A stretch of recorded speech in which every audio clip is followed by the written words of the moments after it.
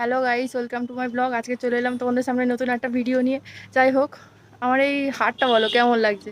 এটা হচ্ছে আমার বরের অন্নপ্রাশনের হার। তো আমি পরেছি, কেমন লাগছে কমেন্টে জানিও। তো যাই হোক, আজ চলে এলাম পুজোর লাস্ট মার্কেটিং করতে। যদিও আজকে কোনো কেনাকাটি বেশি ছিল না, তা চলে গেলাম একটা শাড়ি কিনতে। তো শাড়ির দোকানে গিয়েছিলাম, তো কয়েকটা সেখানে শাড়ি দেখালো, পছন্দ হলো কয়েকটা, সেখান থেকে এই শাড়িটা নিয়ে নিলাম।